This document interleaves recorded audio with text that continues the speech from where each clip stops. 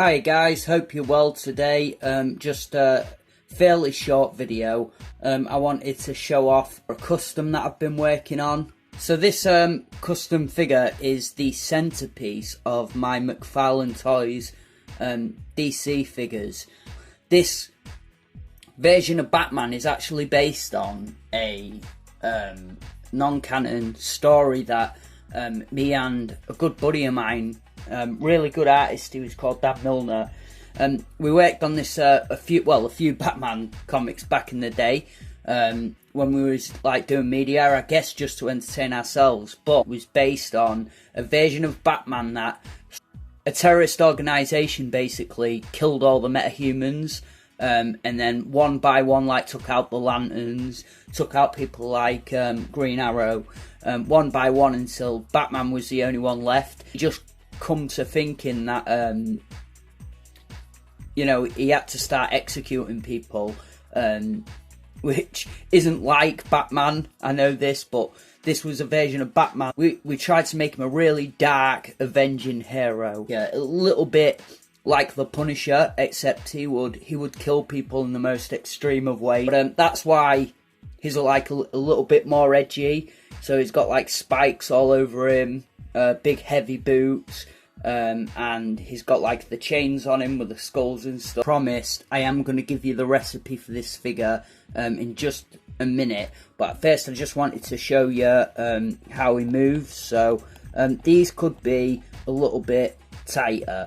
They're plugged in and they're fine and they work and stuff, like you can fully articulate him. And then the head again is quite loose, so I'm getting loads of play out of it. And then he's got these really nice boots. I mean, you know, you could argue that he still has the ball joints and stuff. And what I eventually might do is find parts from one of the modern figures, so I can get rid of the balls and have something a bit more fleshy looking there, a bit more human-like. Yeah, and then I gave him this massive sprawling cape that I made for myself, and it's like a little bit tattered and stuff, but it's supposed to be like this. This is Batman who stopped having access to a bat cave, and he sort of grabbed weapons and bits as he went.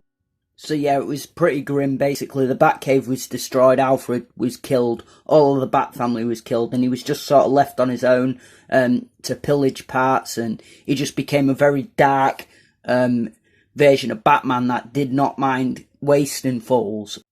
Right, so we're going to go head to boots, and I'm going to give you the recipe. So starting off, this is the Designer Series J. Lee New 52 Batman head sculpt. I always really liked this figure. I thought it looked quite gothic anyway. So when I was looking at head sculpts for Batman, I was just like, do you know what? I'm going to have to use that head sculpt because it is the grimmest Batman face I've come across. And it is quite stylized and stuff, but I like it. I think it goes. And, you know, it's just a case of hot water, popping the head off, and then popping this one on, getting rid of the other head. So the torso is actually from the Death Metal Batman with the scythe, the one that came in the leather jacket with a bike. And what I did was popped off the arms and then heated it up, and then I pulled off the jacket, filled in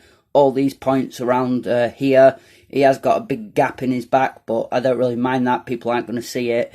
And then what I did was that first gold label Batman, that signature Todd McFarlane one, I took the arms from it, stuck them on, and then the rest is pretty much the Dark Knight's Metal Batman.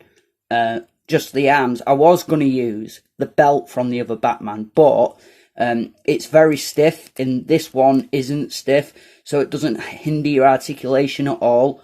You're still getting those really nice kicks and things.